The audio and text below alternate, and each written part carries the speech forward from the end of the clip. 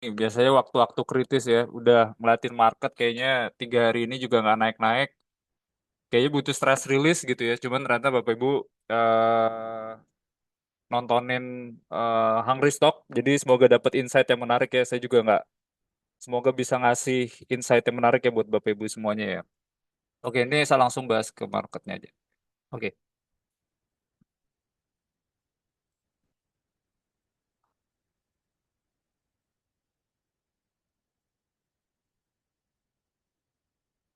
Wih.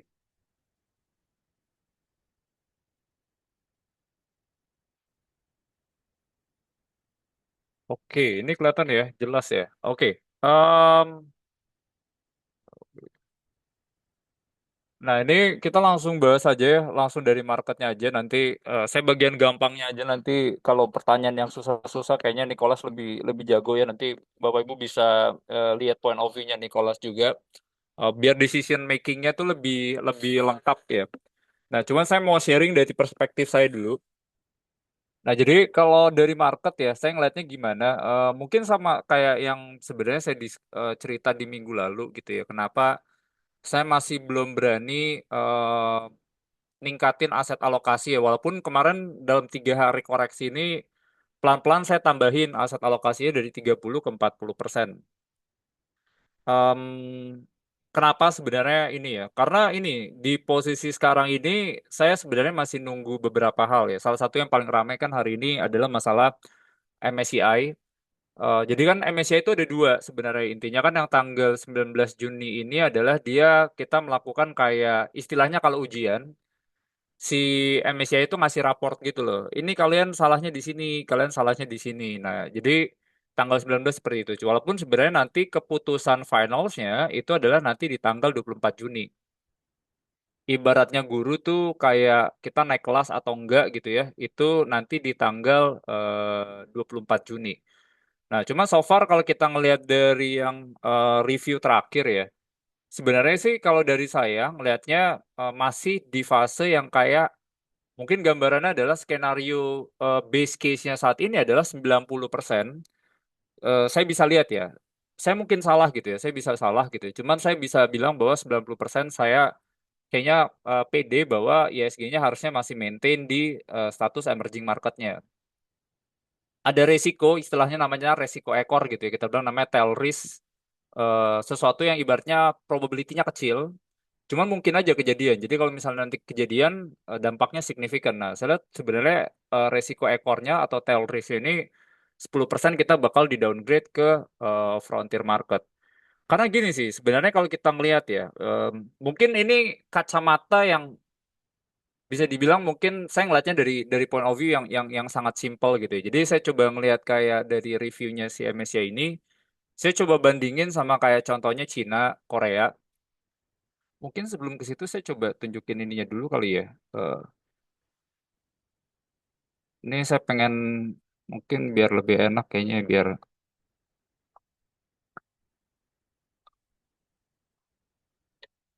Nah, ini saya mau sharing di bagian ininya dulu kali ya. Maksudnya ini biar Bapak Ibu kebayang ya. Nah, ini ini intinya sebenarnya ini adalah si global review yang dilakukan oleh si MSCI ya. Ini coba kita lihat. Nah, jadi dia breakdown sebenarnya American sama emerging market. Nah, yang penting adalah si Indonesia. Nah, ini di bagian sini sebenarnya. Nah, jadi kita lihat nih kalau misalnya cara bacanya mungkin ada Bapak Ibu yang udah lihat, ada yang belum lihat gitu ya. Cuman kalau intinya kalau dia plusnya dua nggak ada masalah. Yang kalau plusnya satu tuh dia eh, nggak ada masalah yang major. Ada ruang perbaikan. Kalau misalnya di strip itu ada perbaikan. Nah, ini kacamata saya ya. Ini mungkin kacamata saya sama Mesia ini kan beda ya. Nah, cuman ini sebenarnya kalau kita ngelihat di poin yang atas gitu ya. Jadi ini ada beberapa poin sebenarnya itu ada kayak open ke foreign ownership. Ini Bapak Ibu nanti saya bisa share materinya juga gitu. Intinya sih keterbukaan terhadap foreign investor. Nah, sebenarnya kalau kita lihat berdasarkan di sini, ini kita plus-plusnya tuh banyak gitu ya. Kita bandingin kayak contohnya sama India, sama China gitu ya. Kalau kita lihat sama Korea tuh kita sama, bahkan foreign room levelnya kita sama Korea tuh yang mau naik ke develop market aja eh, bedanya kita lebih baik gitu secara foreign room levelnya. Nah, jadi itu yang saya lihat sebenarnya, oh kita nggak jelek-jelek amat gitu ya maksudnya. Terlepas dari bagian dari sisi masalah information flow-nya, kita ada concern ya, ada perhatian gitu ya. Cuman kalau kita coba ibaratnya, ya ini simpel-simpelan aja ya. Ini kita oke sebenarnya. Kita bahkan lebih baik dari India, kita bahkan lebih baik dari China, kita Philippines, kita bandingin sama kayak contohnya Thailand. Jadi sebenarnya bagus gitu. Yang gede-gede tuh kayak Taiwan, Korea gitu ya. Kita ngeliatnya sebenarnya positif. Cuman emang yang super sakti di sini tuh si Malaysia. Malaysia tuh nggak ada yang lambang di stripnya. Nah, jadi itu sih. Nah, cuman emang yang jadi concern itu kan adalah masalah dari sisi mudah atau enggaknya sebenarnya ini uang masuk atau keluar gitu ya. Nah, ini yang sebenarnya jadi perhatian. Nah, ini foreign exchange market liberalization level tuh kita di strip. Cuma apakah kita sendirian doang? Enggak juga. Ternyata kalau kita lihat Korea sama India pun case-nya juga sama. Filipina, Taiwan juga case-nya juga sama. Jadi saya nggak ngelihat kita tuh bukan yang paling buruk gitu. Jadi dibandingkan emerging market harusnya ya ya simpel-simpelnya ya kalian lebih pantas sebenarnya downgrade ke frontier market dibanding Indo. Nah jadi itu sih. Nah terus habis itu kalau kita lihat posisi market entry kita juga posisinya bagus gitu ya. Market regulation ini juga kita posisinya bagus. Cuman emang yang kena downgrade itu yang significance itu adalah bagian information flow. Ini kita negatif ya. Cuman kalau kita lihat Korea pun yang calon-calon masuk ke indeks developed market gitu ya itu dia juga masih di strip gitu. Jadi artinya harus ada banyak perbaikan. Nah, ini yang sebenarnya kalau ngelihat dari kacamata ini sih, saya percaya bahwa harusnya sih Indonesia eh, nggak akan di downgrade ya ke frontier market ya. Jadi in overall seperti itu ya. Ini saya cuma nggak mau terlalu panjang di sini. Nah, ini saya pengen share yang bagian kedua.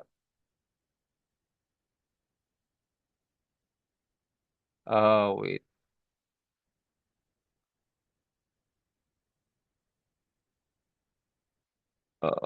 tunggu sebentar ya. Nah, ini saya pengen share bagian yang keduanya adalah, kok ini nggak dibuka sih? Oh nih. Nah, ini hmm,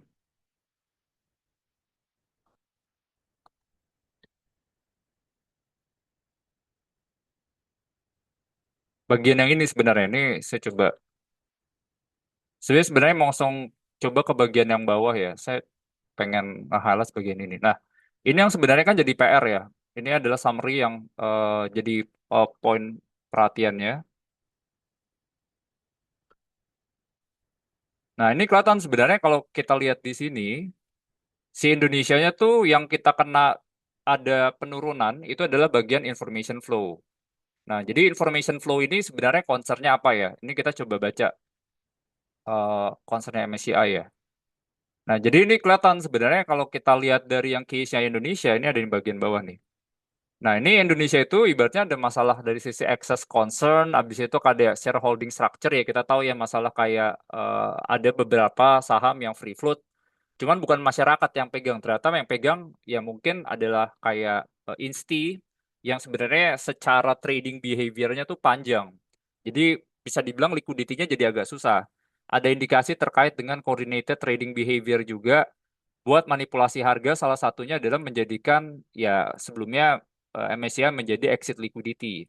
Ini akhirnya sebenarnya membatasi ya maksudnya dari sisi akses ya, insti investor buat akses yang namanya true free float. Jadi itu ya true free float tuh jadi salah satu kata kuncinya untuk tahu sebenarnya kayak dari pembentukan harga, pembentukan portofolionya, indeks replikasinya gimana gitu. Kalau seandainya orang pengen bikin misalnya kayak contohnya ETF-nya buat Indo, kalau seandainya mereka Indonesia tuh masuk kayak MSCI standar. Nah, jadi ini yang sebenarnya ini ya yang jadi salah satu perhatian. Nah, em, itu sih. Nah, ini bisa dibilang tuh kalau akses review ini mm, saya nggak tahu ya, maksudnya dari point of view sekarang tuh yang kalau yang saya baca, typicalsnya Global Market Access Review ini sebenarnya melihat indeks, melihat ISG dalam 6 bulan ke belakang. Jadi modelnya adalah lebih ke backward looking instead forward looking. Nah, si backward looking ini, pertanyaannya adalah dia udah take into account yang kemarin terkait dengan kayak apakah dengan adanya disclosure terkait dengan UBO itu udah di take into account apa enggak?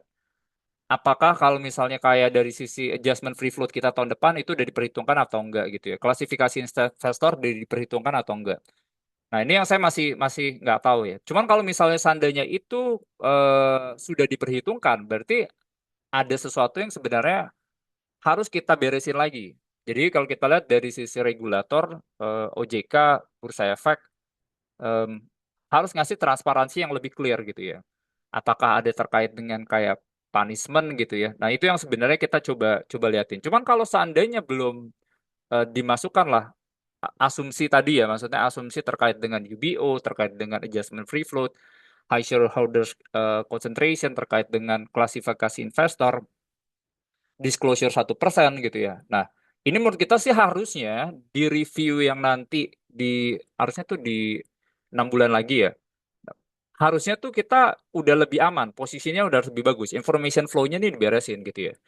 Jadi itu sih jadi eh, point of view-nya. Cuman intinya satu ya, maksudnya kalau misalnya kita ngomongin dari sisi information flow, ya nggak kita doang gitu. Maksudnya negara lain pun punya akses yang sama. Intinya kan adalah apakah kita lebih buruk dibandingkan negara emerging market yang lain atau enggak? Itu sebenarnya pertanyaan. Nah, kalau kita seandainya lebih buruk, ruang kita turun ada. Cuman kalau kita ternyata bukan yang paling buruk, ya harusnya kita bukan yang di downgrade ke frontier market gitu. Jadi message besarnya sih seperti itu ya. Kalau dari saya ngelihatnya, jadi kalau di tanggal 24 itu nunggu pengumuman kita bakal naik kelas apa enggak, cukup tegang sebenarnya juga. Saya itu mungkin kayaknya menjadi alasan dari sisi investor pun kayaknya masih wait and see dulu buat ke marketnya. Itu yang saya sebenarnya juga ya nanti dulu gitu ya. Cuma saya karena berdasarkan ini saya berani naikin posisi itu saya berani gitu ya. 40%. Nah, jadi itu sih. Em, itu sih intinya kalau kalau domestik tuh saya itu jadi perhatian. Nah, kedua adalah tensi sebenarnya.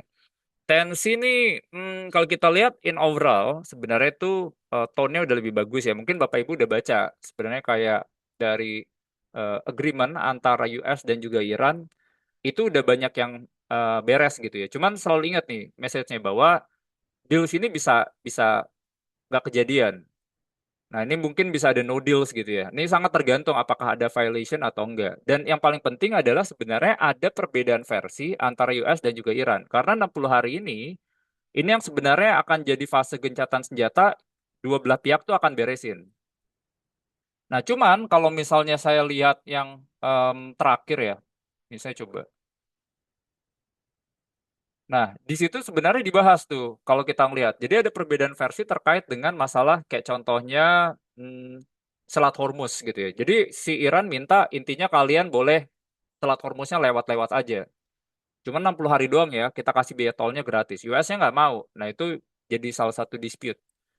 Terkait dengan masalah kayak rekonstruksi yang 300 miliar. Nah, ini juga dua belah pihak tuh beda-beda. Yang masalah nuklir itu juga belum ada kesepakatan, itu juga beda-beda. Cuman yang masalah sanksi dan lain-lain itu udah beres. Nah, saya nggak bisa bilang gitu ya, maksudnya apakah ini deals atau enggak gitu ya. Cuman dari point of view sekarang sih kita nikmatin dulu aja prosesnya bahwa sebenarnya secara saya bilangnya namanya premi resiko sih. Resiko tambahan karena misalnya ketidakpastian makroekonomi, posisinya sih saya ngelihatnya lebih rendah. Makanya kenapa kita kita berani ya ini ya. Cuman tetap ya maksudnya yang namanya kayak point of view, analisa gitu ya, itu harus dikonfirm sama flow. Maksudnya kalau kita ngeliat dari posisi sekarang flow-nya udah masuk apa enggak. So far sih belum yang terlalu kelihatan ya kalau kita lihat dari sisi flow ya. ISG-nya masih keluar, yield obligasi kemarin sempat turun, sekarang naik lagi, artinya mereka lagi banyak keluar gitu. Karena kan dari sisi investor ngelihatnya ada ruang bahwa kita masih ada ruang buat naikin suku bunga lagi. Dan suku bunga laginya pun mungkin tahun ini tuh bisa naiknya sekitar 50 sampai 75 basis point buat nge-counter si rupiahnya itu tadi gitu. Jadi istilahnya kalau seandainya nanti suku bunganya dinaikin 25 basis point, mikirnya ya, waduh mendingan masuknya nanti aja. Iya kan? Jadi ibaratnya kayak orang yang pegang-pegangnya kayak short term tenor gitu ya. Aduh, misalnya 3 bulan, 1 tahun gitu ya. Mendingan masuknya nanti-nanti aja. Jadi itu sih sebenarnya yang lagi apa ya? Ini yang sebenarnya kita lagi coba liatin gitu ya. Intinya sih sebenarnya kita mau tahu apakah dengan kompensasi 100 basis point itu cukup untuk meyakinkan investor mereka mau masuk ke market kita? Cuman so far nih masih ini ya, menurut saya sih masih belum yang kayak 100% confirm gitu. Cuman intinya sih kita istilahnya satu sih, kita nggak bisa beli indeks tuh dari yang paling bawah. Bottom tuh menurut saya sangat susah sih. Saya pribadi pun juga masuk bukan yang paling bawah ya. Nah, cuman di posisi sekarang saya bisa lihat tuh bahwa secara premi risikonya harusnya udah lebih bagus ya. Jadi itu sih. Nah, ketiga sebenarnya yang kalau saya lihat tuh kenapa investor juga masih lagi wait and see dulu gitu ya. Karena belakangan lately masalah demo-demo tuh selalu jadi perhatian. Itu ningkatin premi risiko, volatility jangka pendeknya pasti jadi perhatian gitu ya. Apakah ini nanti translasinya mungkin kayak mirip-mirip zaman-zaman dulu ketika Bu Sri Mulyani beberapa anggota DPR itu rusuh ya di situ ya. Nah, ini yang investor juga lagi wait and see. Cuman once ini semuanya beres gitu ya, maksudnya ketika nanti semuanya beres gitu ya, berita jeleknya udah keluar, nah kita bisa bisa pede. Cuma satu yang saya appreciate intinya dari pemerintah sekarang, mereka mulai mendengarkan gitu ya, mulai mendengarkan. Saya juga suka, maksudnya beberapa kebijakan kayak contohnya MGG itu udah mulai dipangkas-pangkasin gitu ya. Titiknya dipangkas 20.000, yang sebelumnya 26, 26.667 jadi 20.000, 6-nya nggak boleh stop moratorium. Kalau kita lihat yang hari libur, itu juga stop, nggak ada uang yang masuk. Berantem lah sekarang SPPG yang punya sama pemerintah. Nah itu saya appreciate gitu ya.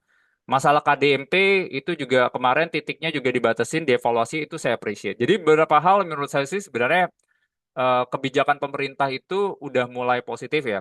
Ini yang sebenarnya menurut harusnya bisa jaga dari sisi defisit fiskal kita tuh nggak akan yang jebol.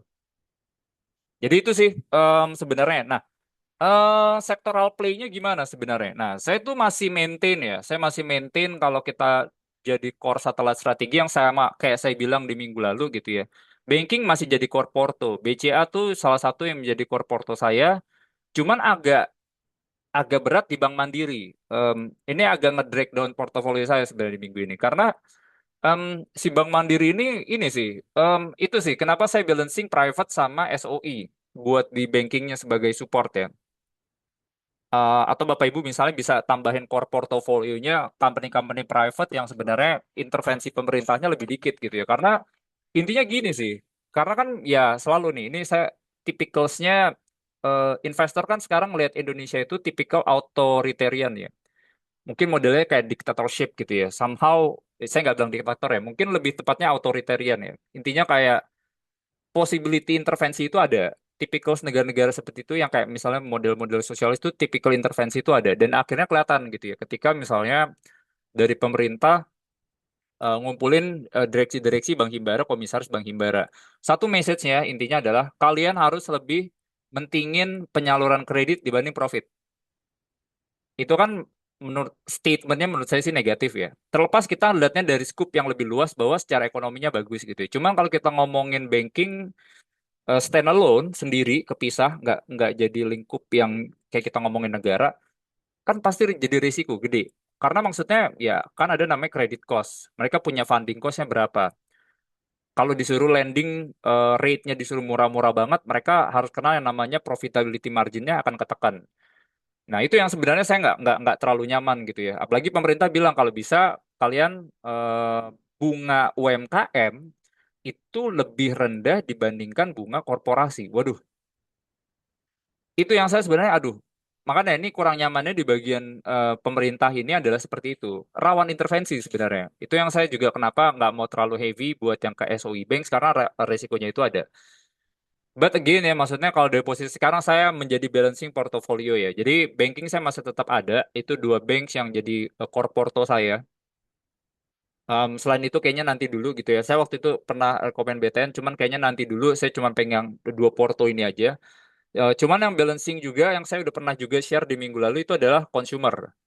Terlepas dari sektor consumer ini, mungkin nggak akan yang ada jumping dari sisi earnings ya kalau kita di second quarter. Cuma beberapa company yang saya jadikan core porto adalah Mayora. Karena yang saya udah pernah bahas juga yang di minggu lalu bahwa ini tuh bisnis 50% adalah USD. Non bisa dibilang nggak USD sih, non rupiah intinya. Kayak ibaratnya tuh mereka ada di 18 negara revenue non IDR-nya ada gitu. Jadi ibaratnya stability currency-nya mereka punya. Jadi kemampuan buat absorb dari sisi pelemahan nilai tukarnya mereka punya. Nah, jadi itu yang saya lihatnya sih sebenarnya harusnya bakal positif ya. Terlepas dari yang sekarang, maksudnya kayak beberapa soft commodity harganya masih naik ya. Cuman kalau kemarin kan harga harga harga kokoa, harga kopi itu udah mendingan. Hormusnya juga udah dibuka gitu. Jadi saya sih masih suka ya buat jadi core portonya em, Mayora menurut saya menarik. Jadi itu ya, telco-telco ya, telco-telco masih jadi core porto saya terlepas dari sekarang performanya lagi nggak terlalu bagus gitu ya. Cuman bukan Telkom, saya udah pernah bilang ke Bapak Ibu ya, bahkan Telkom tuh berapa hari ini koreksinya lebih dalam dibandingkan dividen yang mereka kasih. Kalau nggak salah mereka ngasih di dividennya itu 220 ya, cuman kalau ini berapa hari ini koreksinya lebih dalam sih.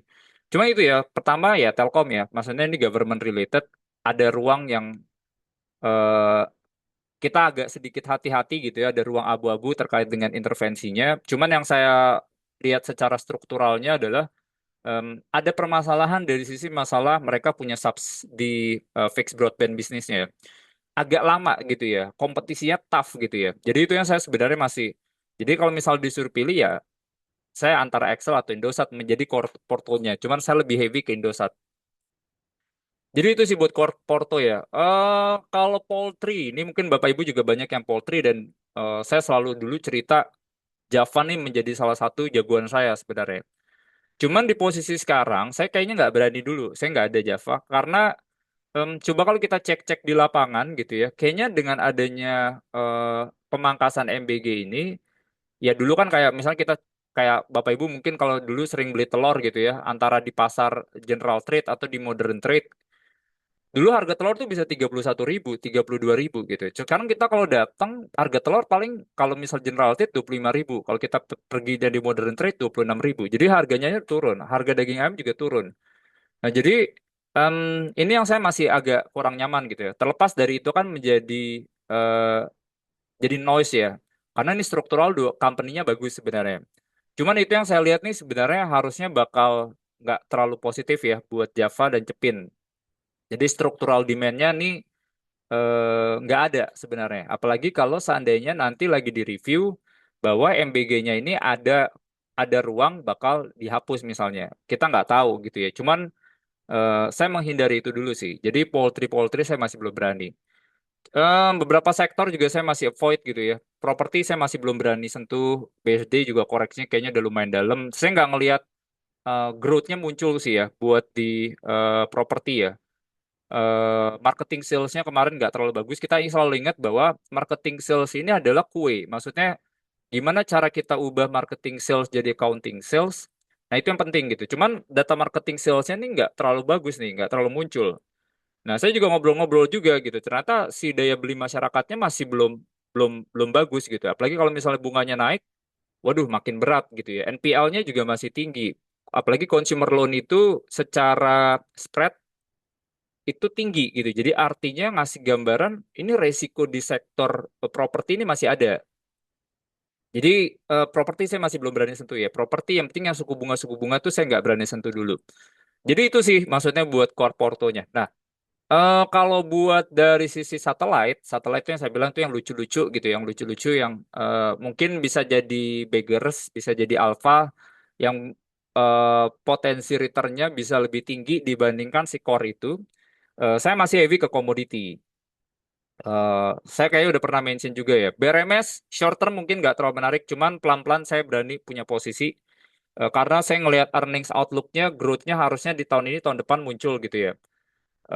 Saya appreciate beberapa hal gitu ya, karena mereka punya punya tambang lumayan banyak, GM-nya lagi ongoing, Citra Palu Mineralnya masih ada growth karena mereka punya eh, yang heap leach smelternya udah jadi gitu ya. Jadi saya masih ada cerita pertumbuhannya masih ada. Jadi BRM saya masih masih masih punya tone yang positif. Aman saya udah pernah jelasin juga.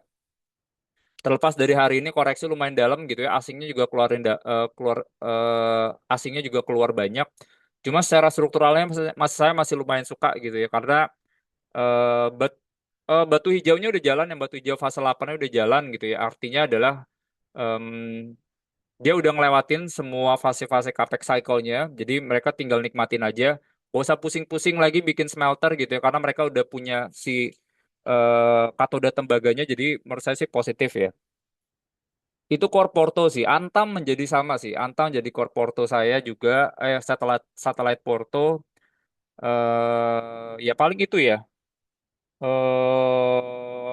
Buat dari sisi marketnya itu aja sih. Oke, kita langsung lanjut ke kok Q&A sih, buru-buru banget. Oke, langsung ke news ya, Bapak Ibu ya. Em, yang menarik adalah ya ini ya, sebenarnya ya, ini kayak kenapa mungkin saya juga nggak terlalu heavy ke batu bara ya, terlepas dari harga batu bara ini kan sekarang kan lagi tinggi ya, karena kita udah cut RKB dari 790 ke 600 juta ton. Jadi bagus gitu ya, kita adalah salah satu produser batu bara yang gede, jadi bikin harganya naik gitu. Cuman dengan adanya tensi turun, ini bikin harga batu baranya jadi nggak terlalu atraktif. Cuman gini sih, secara strukturalnya menurut saya, ini batu bara itu kita ngomongin jangka panjang gitu ya, itu kayaknya trennya agak berat gitu ya, secara struktural ya. Makanya mungkin kenapa saya nggak heavy ke batu bara.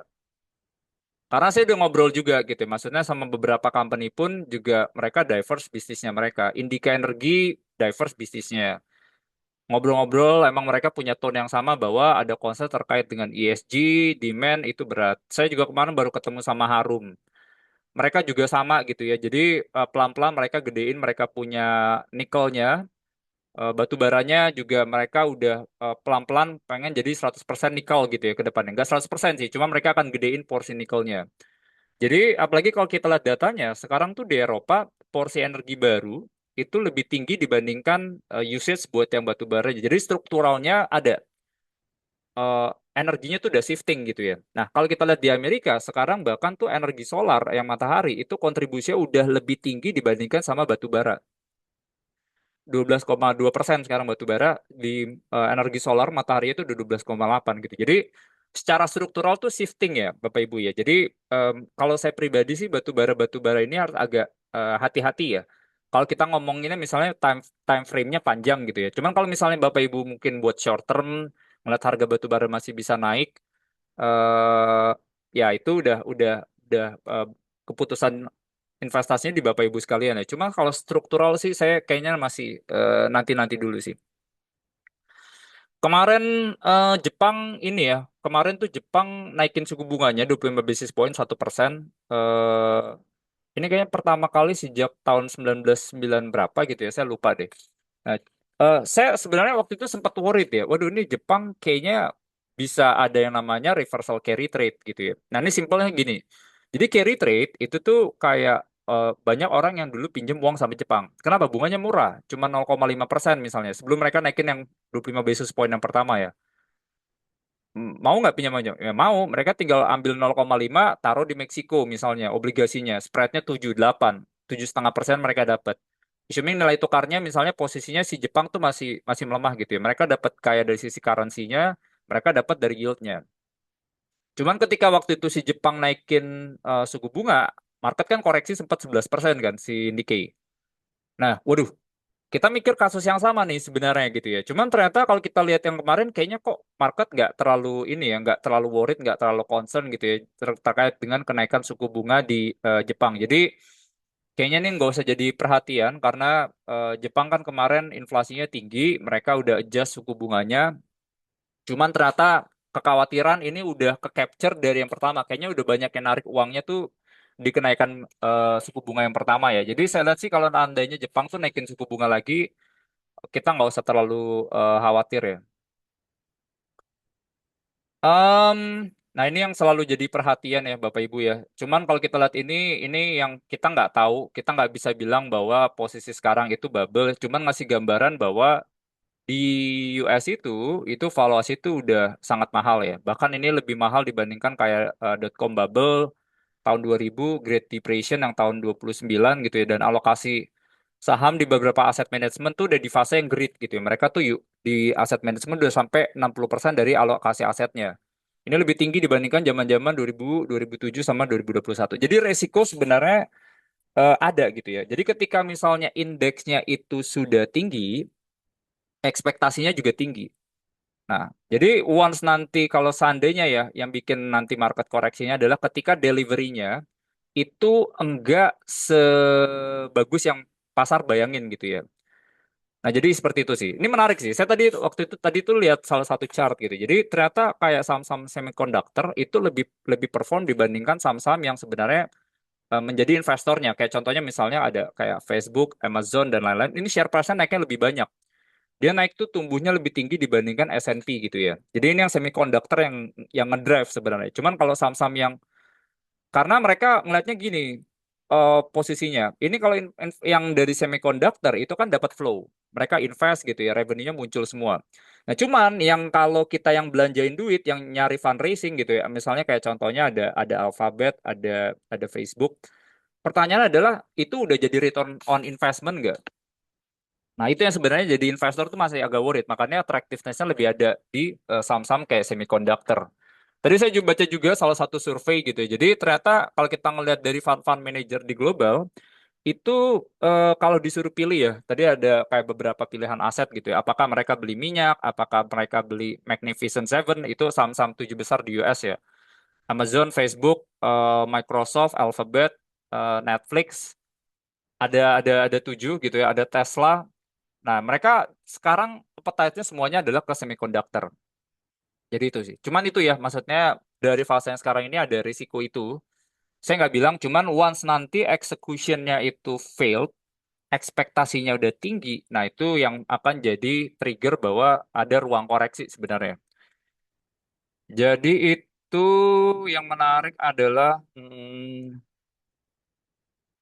iya, China ini nggak terlalu bagus ya. Ini data data China nggak terlalu bagus. Penjualan retail tuh jatuh 3 tahun terakhir 0,6%. Worried nggak worried gitu. Karena China nih adalah pembeli komoditi kita yang paling besar. Dan ternyata cerita China tuh nggak cuman dari sektor propertinya aja.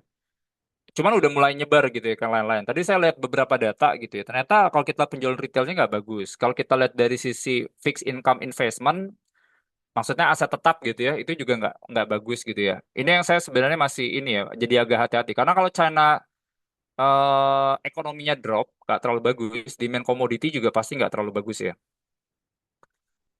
Hmm, paling itu yang menarik.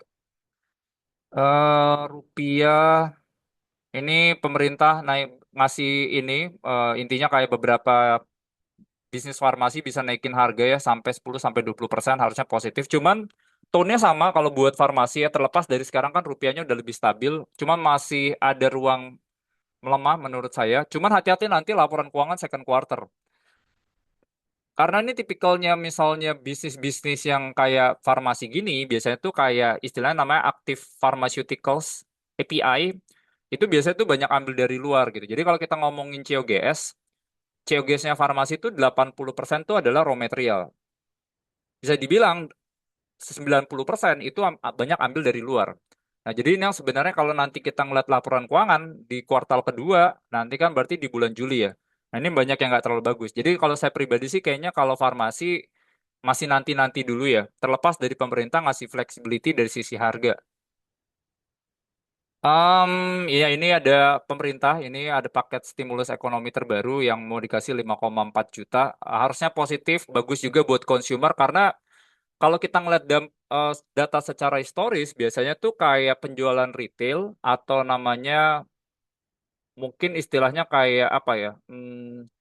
Secara secara ini ya, secara growth di GDP consumer itu biasanya akan lebih bagus kalau dikasih uang langsung. Biasanya mereka langsung bisa belanjain. Nah, jadi harusnya bisa harapannya bisa positif ya buat consumer. Consumer sih saya lebih pede ya Bapak Ibu ya. Cuman ya itu tadi saya lebih heavy mungkin kalau disuruh pilih Mayora. Kalau ICBP kayaknya nanti dulu karena dia tuh 90% utangnya adalah USD. Jadi nanti laporan keuangan kuartal 2-nya nggak terlalu bagus.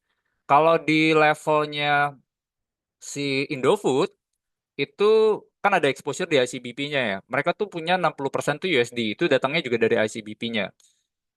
Jadi itu sih sebenarnya saya masih belum berani sentuh. Roti belum. Roti juga masih berat gitu ya. Karena Saya agak sama roti ini sebenarnya gini sih. Kan dulu tuh roti pernah masuk masa jaya-jayanya.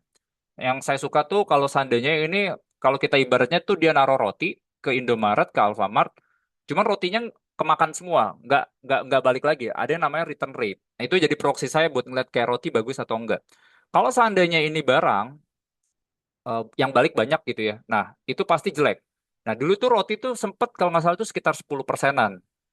Jadi ibaratnya kayak kita naruh 100 yang balik paling cuma 10 doang. Nah sekarang tuh kalau nggak salah sempat di atas 15%, 15%, 16%. Jadi em, agak berat nih. Saya sih masih belum terlalu. Unilever sebenarnya menarik ya. Coba saya masih wait and see dulu. Saya lagi coba liatin ini company juga valuasi udah murah. Kemarin datanya juga secara strukturalnya udah bagus gitu ya. Karena kayak mereka punya volume itu lagi naik. 3 kuartal terakhir kalau nggak salah mereka punya volume naik, harganya dinaikin, volumenya masih muncul gitu. Jadi boleh dilihat, cuman saya nanti wait and see dulu ya. Paling itu ya kalau buat consumer ya. eh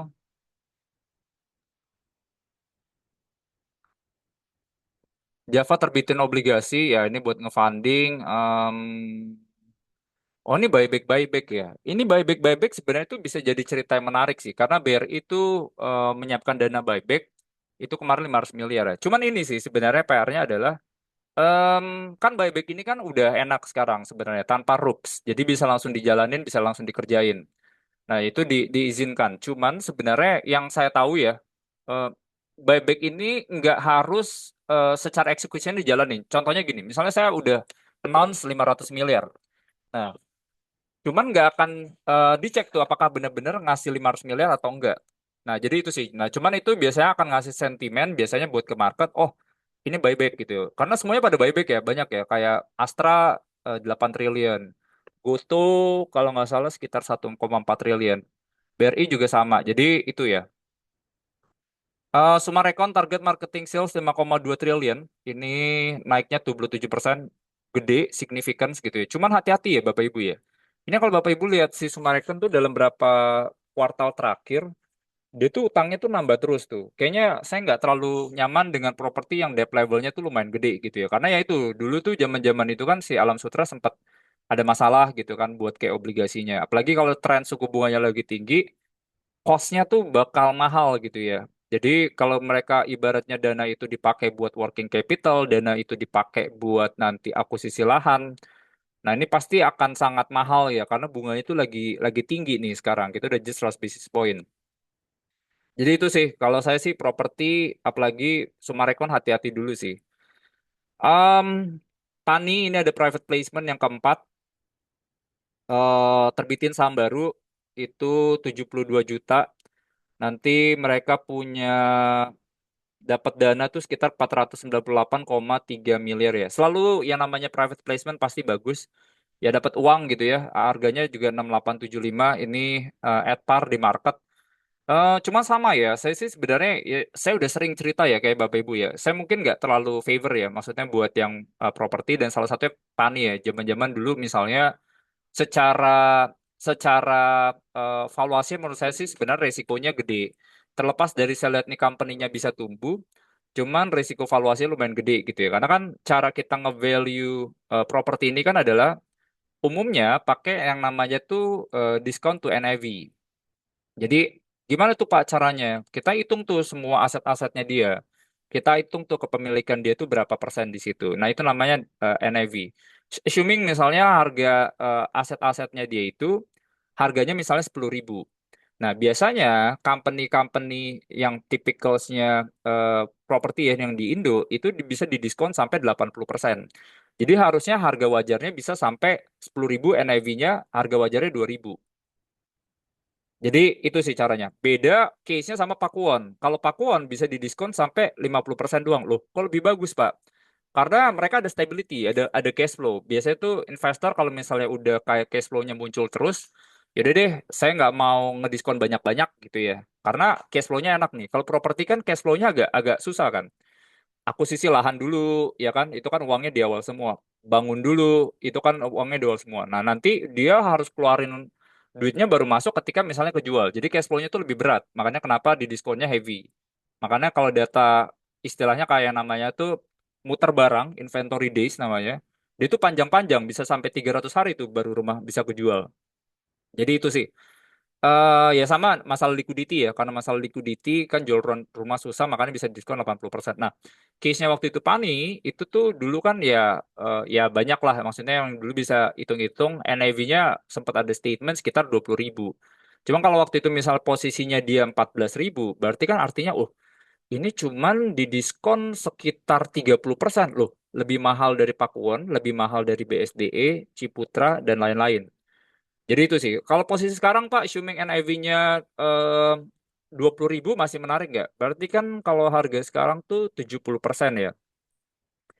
30% kali ini ya 30% pun menurut saya pribadi ya, masih lumayan premium ya. Karena kalau kita bandingin yang kayak modelnya BSD aja, dia diskon to NAV-nya tuh bisa bisa 80-85%. Jadi itu ya, ya cuman terlepas itu ya, kalau posisi sekarang nih, ini company growth-nya lumayan kencang, cuman kemarin kalau kita lihat beberapa data marketing sales-nya tuh belum terlalu ini. Jadi apakah Bapak Ibu mau ambil Pani atau sekarang ini udah balik lagi masing-masing ke Bapak Ibu sekalian, cuman kalau saya pribadi sih kayaknya nanti dulu. eh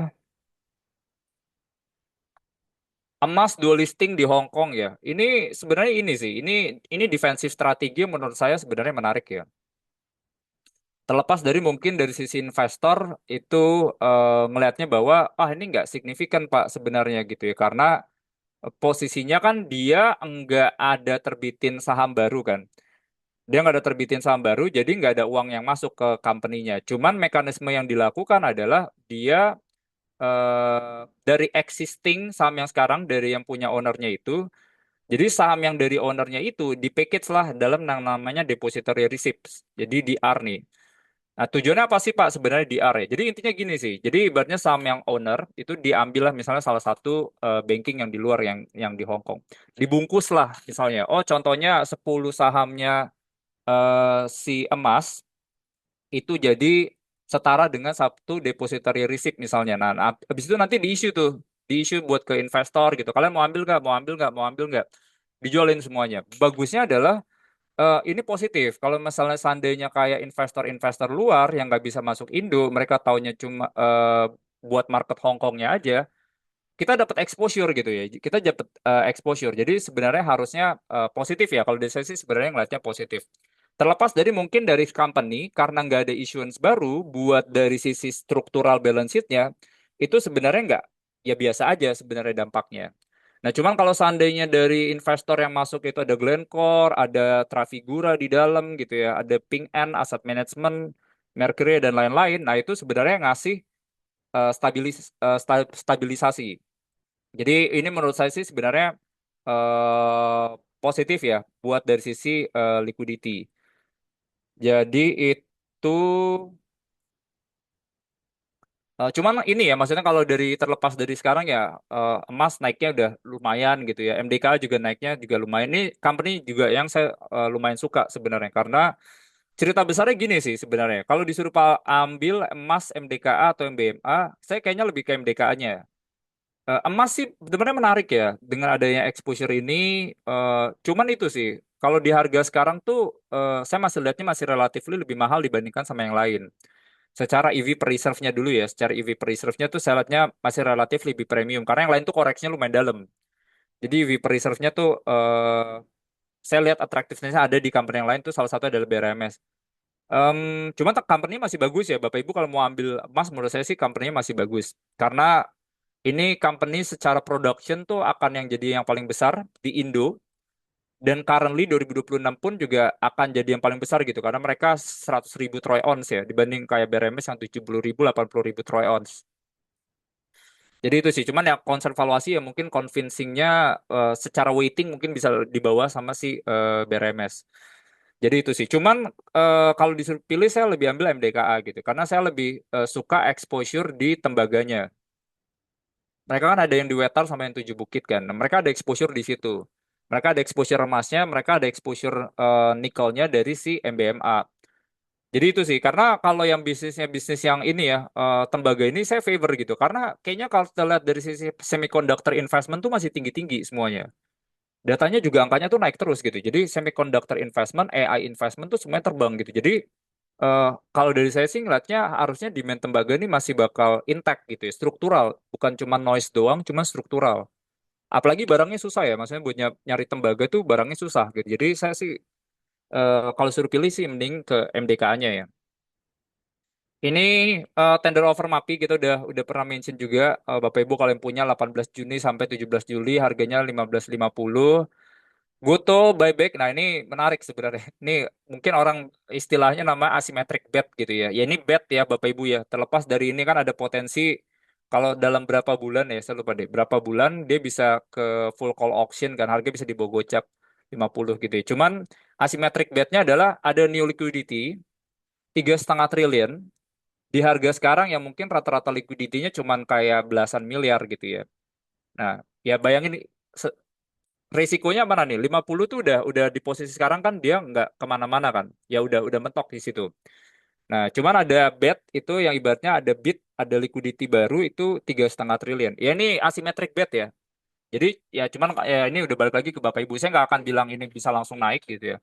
Cuman kalau mau punya exposure pun dengan weighting atau risiko yang dibatasi sih menurut saya sih harusnya masih oke. Ya waiting kayak gini tuh biasanya 2,5-5% dari porto Bapak Ibu ya. Jangan all in semuanya nanti kena semua. Jadi hati-hati ya risk manajemennya harus dipantau. Ini sedikit aja soal komoditi nanti Bapak Ibu bisa lihat. Cuman satu message-nya ISG-nya udah positif. Saya juga ngeliat tone-nya lebih positif, udah berani naikin alokasi aset. Cuman nanti tunggu tanggal 24 eh, kita biar lihat dulu ya reviewnya seperti apa gitu ya. Walaupun saya punya tone yang positif, cuma saya berani ya naikin posisi ya 10% itu tadi ya tambahan. Em, Kalau kita ngeliat dari batu bara nih harganya lagi turun. Kayaknya di posisi sekarang energi-energi play ini lagi nggak terlalu menarik gitu ya. Masih bisa nggak Pak kira-kira naik lagi? Ya tergantung nih kira-kira ada kesepakatan antara US Iran atau enggak. Karena Iran sebenarnya masih agak sebel gitu ya. Karena kalau dia ngancem sebenarnya. Kalau kalian misalnya masih Israel, jadi Israel ini kan bandel kan. Dia kan serang yang bagian Lebanon, bagian selatan. Kalau kalian ibaratnya masih nyerang-nyerang gitu, kita nggak mau ketemu lagi, kita nggak mau nego lagi. Dibilang si Iran kayak gitu.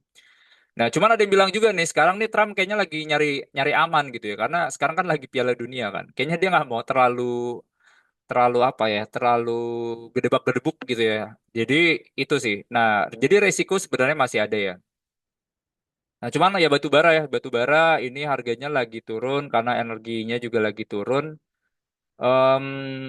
CPO juga jadi proxy sebenarnya buat energi ya. Cuman ke maintain karena gini sih, CPO tuh yang kan ini ya Bapak Ibu selalu ingat ya, ini adalah futures. Jadi ini ibaratnya paper, bukan artinya spot commodity. Harga asli ibaratnya kayak kita jual batu bara segini, nggak seperti itu. Ini adalah futures ya, kertas. Ya, jadi ibaratnya kayak ekspektasinya berdasarkan supply and demand sebenarnya. Nah, cuman yang jadi cerita CPO papernya ini adalah orang ekspektasi nanti itu di second half ya, itu ada strong El Nino. Jadi indeksnya tuh angkanya lagi tinggi. Nah, cuman kalau misalnya kita lihat secara historis, dampaknya tuh nggak langsung kelihatan gitu. Jadi strong El Nino, productionnya drop, harganya turun, harganya naik. Cuman itu biasanya tuh kayak 1 tahunan lebih. Jadi eh, panjang sih sebenarnya baru kelihatan. Jadi kalau nanti ke laporan keuangan nggak langsung kelihatan. Cuman karena ini lagi apa ya? Karena ini namanya tuh istilah kayak paper gitu ya. Ini harga CPO udah naik duluan. Emas yang kayak saya bilang gitu ya, saya emas nih saya lihat sih short term ini tone-nya udah lebih berkurang ya, maksudnya pressure udah lebih berkurang. Kita lihat yield obligasinya di US pun juga moodnya juga agak-agak turun gitu ya. Cuman di fase-fase yang kita lagi ini nih, lagi wait and see, apakah kayak misalnya si bank sentral yang lainnya juga bakal naikin suku bunga apa enggak? Karena simpelnya gini sih bayangin ya, kalau seandainya bank sentral lain naikin suku bunga, pasti kan mereka ngasih, enak nih, masuk aja ya obligasinya Jerman gitu ya misalnya, atau misalnya Euro nerbitin obligasi misalnya, resiko nilai tukarnya minim, ngasih bunganya lebih tinggi. Karena kemarin kan Euro Central Bank naikin suku bunga. Walaupun kemarin Jerman, Swiss National Bank sama UK itu masih maintain gitu. Cuman tone yang sekarang tuh semuanya lagi pada naikin suku bunga. Cuman di fase sekarang gitu ya, kalau misalnya inflasinya ini udah kayak membaik, minyaknya udah harganya udah turun gitu. Karena tadi saya coba cek juga harga-harga kayak minyak yang spot, harga gas di di luar negeri itu di US tuh udah di bawah $4. Nah, jadi inflasinya harusnya strukturalnya juga udah bisa lebih bagus ya. Harusnya ruang kenaikan suku bunganya terbatas. Cuman saya nggak bilang kayak akan ada di pangkas suku bunga, kayaknya di base case sekarang kayaknya nggak dulu. Cuman at least kayaknya semuanya masih pada maintain suku bunganya. Nah, kalau seperti itu harusnya cerita gold masih ada gitu. Karena yang lain tuh, oh nggak naikin suku bunga. Harusnya orang bisa cari alternatif aset yang lain seperti emas gitu ya. Jadi itu sih sebenarnya kenapa saya berani punya exposure buat ke gold related ya. Nikel, ya minyak-minyakan nanti dulu ya, Bapak Ibu ya.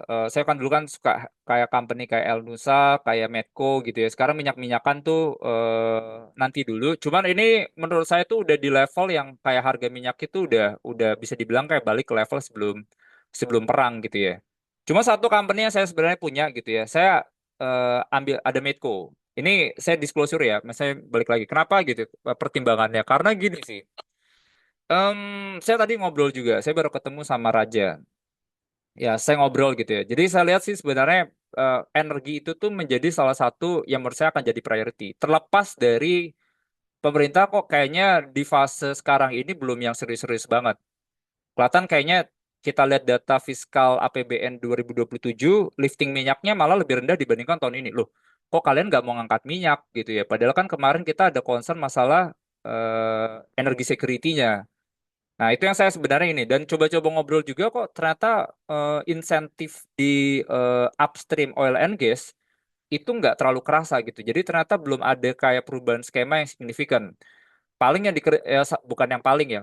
Salah satu yang dikerjain ini adalah ya itu retender. Jadi ibaratnya kayak sumurnya Pertamina yang ibaratnya nggak dikerjain gitu ya, yang kosong, yang idle itu di retender, banyak yang di retender. Jadi ada beberapa ini mereka bilang lagi ikut-ikutan tender sebenarnya. Jadi ambil-ambilin. Ya, cuman insentif kayak dari sisi skema itu belum terlalu signifikan sih ya. Nah, cuman saya believe ya bahwa kalau ngomongin energi ini akan jadi salah satu fokus emiten gitu ya. Salah satunya adalah Medco gitu. Karena ini Medco tuh nggak pure cuman oil and gas play ya, Bapak Ibu ya. Ya kalau gas tuh bisnisnya stabil ya. Gas tuh bisnisnya udah stabil. Ngambilnya udah ditentuin pemerintah, jualnya juga udah ditentuin pemerintah. Jadi udah di cap tuh sebenarnya. Kalau minyak di posisi sekarang ya sangat tergantung sama ini ya. Cuma kan Medco tuh nggak terpengaruh kayak harga minyak turun karena mereka tipikalnya kontraknya panjang. Jadi mereka nggak terpengaruh ya, Bapak Ibu ya. Cuman ini yang saya lihat nih, si Medco ini kan belakangan heavy itu banyak ke energi baru. Jadi ini yang saya bilang tuh akan menjadi kayak transisi yang bagus ya, maksudnya buat Medco gitu ya. Apalagi kalau kita di global secara strukturalnya tuh demand-nya tuh banyak ke situ. Jadi saya suka sih sebenarnya cerita energinya. Apalagi mereka punya exposure di aman ya.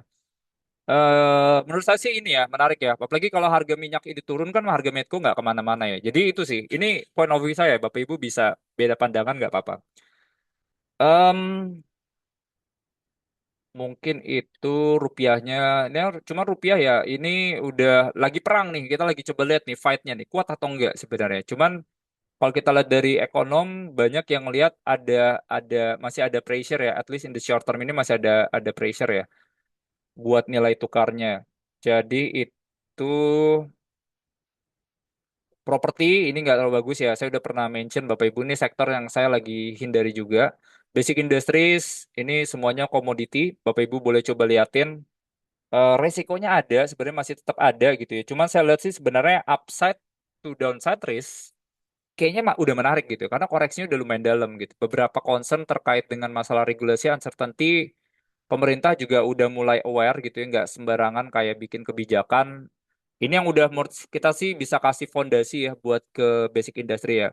Walaupun tiba-tiba ada perubahan regulasi mungkin-mungkin aja sih Bapak Ibu ya. Cuman kalau saya pribadi sih ngeliatnya downside risk-nya udah terbatas ya. Jadi saya berani ambil komoditi buat jadi alpha stock saya ya.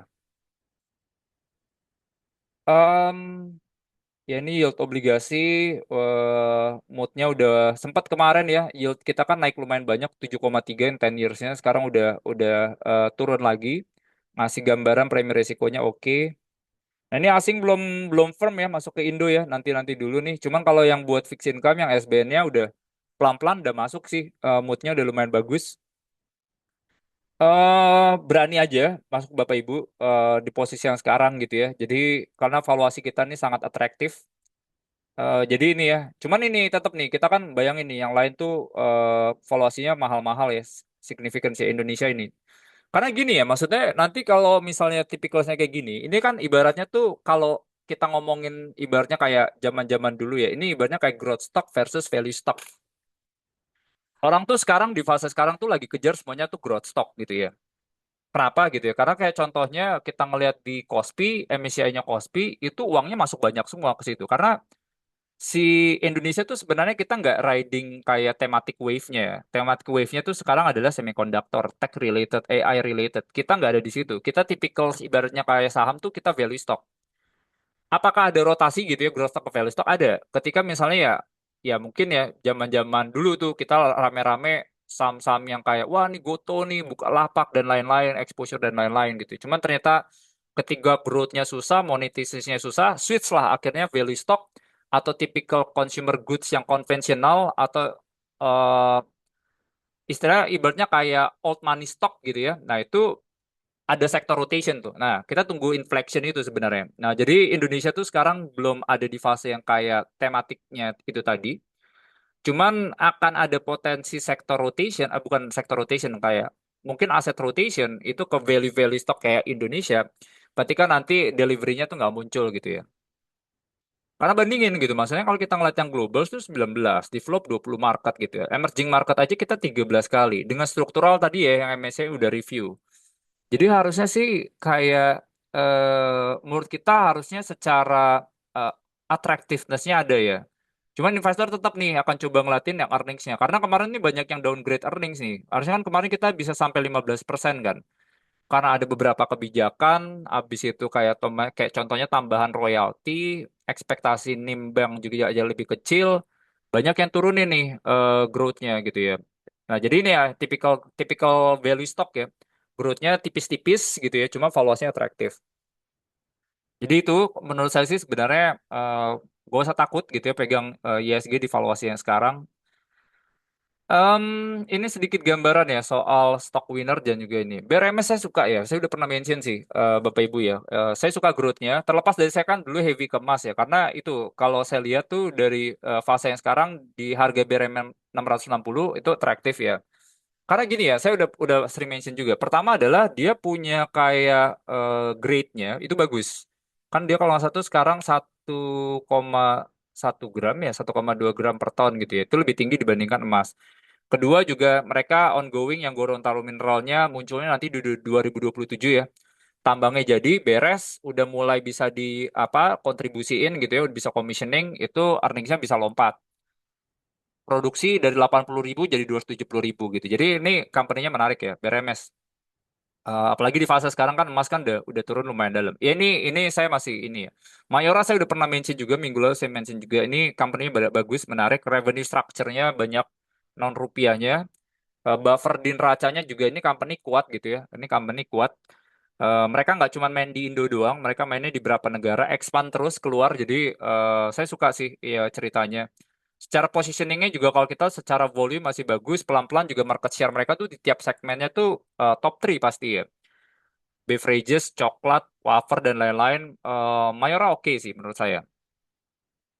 Em, jadi itu Merdeka juga sama Bapak Ibu ya. Saya suka sih Merdeka ya. Ya instead ini sih kalau Bapak Ibu pengen punya exposure ke emas, boleh ambil MDKA sih. Karena nikelnya sih sebenarnya kalau kita lihat MBMA kan earningsnya juga tahun ini kan harusnya kan bagus ya. Karena kalau kita lihat buat yang di Indo, ini so far terlepas dari ini ya, LFP versus NMC sebenarnya. Cuman ada beberapa yang punya view harusnya NMC ini demand-nya masih akan pelan-pelan turun.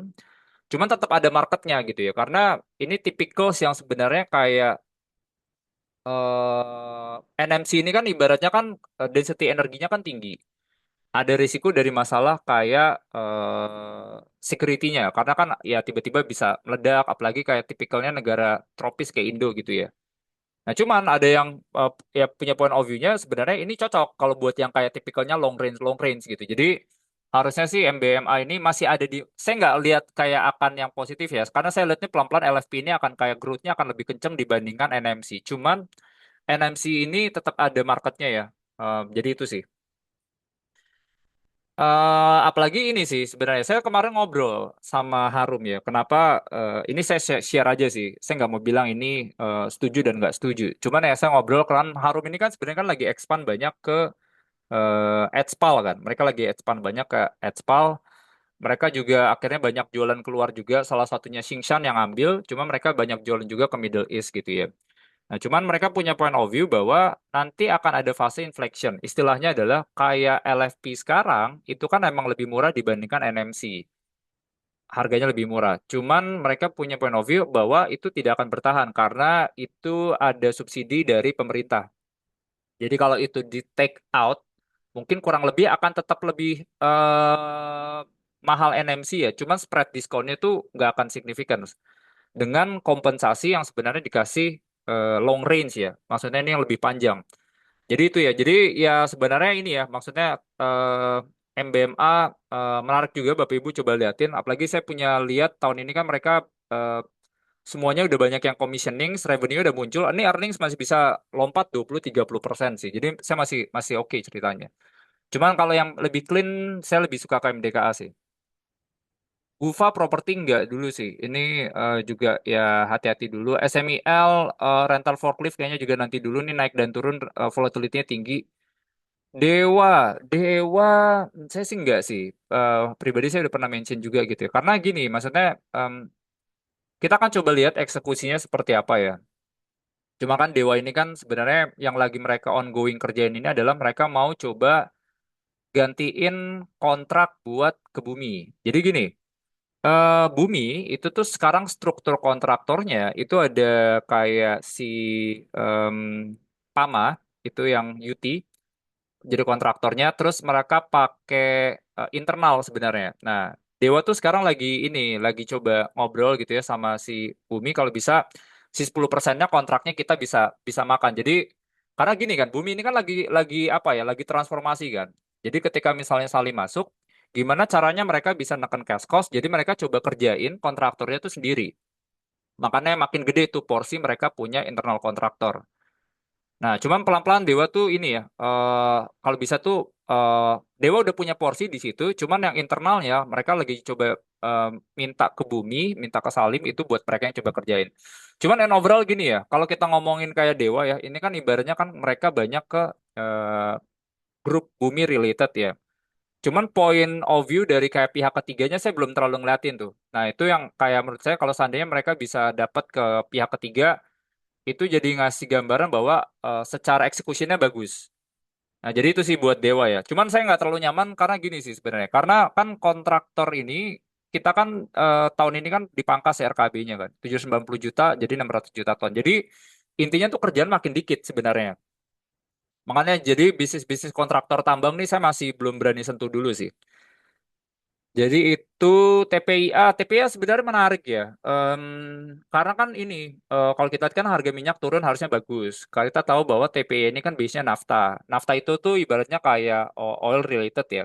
Jadi harusnya bagus. Cuman saya terakhir juga baru ngobrol juga sama TPIA. Ini kalau kita ngeliat yang dari luar tuh si China tuh petrochem-nya tuh oversupply. Jadi mereka masuk banyak ke Indo. Harganya tuh murah banget gitu ya. Jadi spreadnya nih agak susah nih buat naikin spreadnya nih karena dia harus compete sama si China.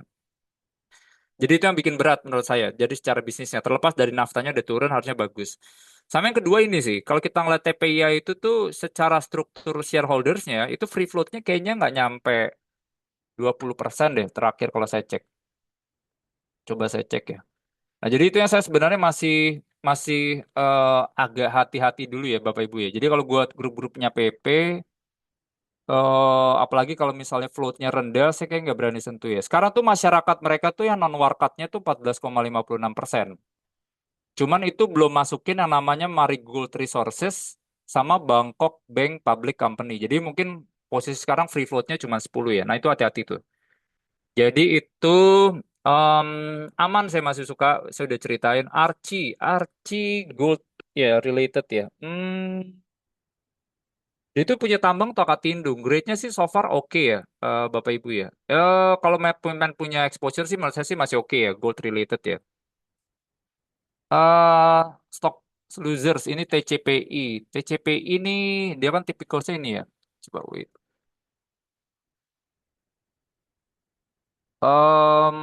Transcool Pacific.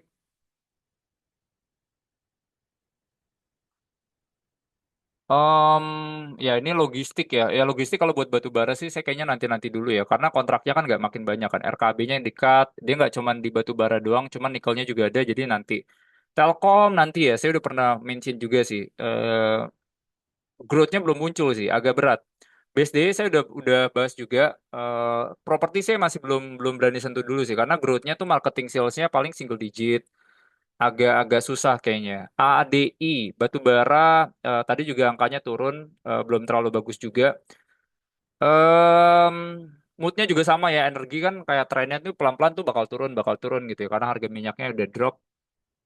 El Nusa juga sama, ini minyak-minyakan sih hati-hati dulu ya Bapak Ibu ya. Apalagi El Nusa kan dulu saya selalu cerita bahwa pemerintahnya harus dorong di lifting. Cuman kayaknya kok nggak kelihatan ya di angka mereka punya lifting ya. Jadi nanti dulu deh, saya masih udah nggak ada exposure. Brand juga nanti dulu, hati-hati ini 2,5% doang free floatnya. Medco em, terlepas dari ini share price-nya turun ya karena minyaknya turun. Cuma karena saya lihatnya dia tuh lebih apa ya, lebih diverse bisnisnya, ekspansi ke energi barunya pun juga ada. Saya suka sih. Terlepas dari ini yang agak saya worried, sebenarnya buat Medco exposure-nya nggak terlalu banyak sih sebenarnya. Cuman dia tuh utangnya gede. Jadi dia tuh tipikal kayak company yang model itu kayak unorganic play gitu. Jadi akuisisi sana sini. Kan kemarin kan dia baru ambil yang koridor kan. Jadi yang blok koridornya itu kan sekarang kan nanti Medco laporan keuangan harusnya bagus. Karena mereka baru ambil si koridor itu ownership mereka dari 56 ke 70%. Jadi production mereka ini all time high. Jadi harusnya laporan keuangannya ini bagus ya.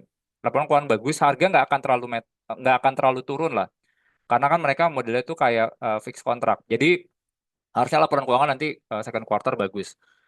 Jadi itu ya, Indosat sih sebenarnya masih menarik ya, Bapak Ibu ya. Saya masih suka sih company-nya ya. Jadi mereka pelan-pelan juga kayak gandeng-gandeng perusahaan AI, saya lihat juga bagus. Mereka punya fixed broadband kemarin juga angkanya bagus gitu ya, growth-nya positif. PSAB ini turun karena dividen sih, ini turun karena dividen. Ya, cuma agak hati-hatinya PSAB ini ya, terlepas dia dari gold related ya. Karena si Pak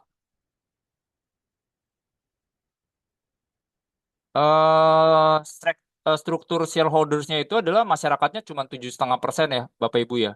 Apalagi kalau kita misalnya take out Suwantara Gotama yang 1,67 ya mungkin posisi sekarang sekitar 5,8% gitu. Jadi hati-hati nih, ya kita nggak tahu yang pegang sahamnya cuma 5,8%, jadi harus agak hati-hati.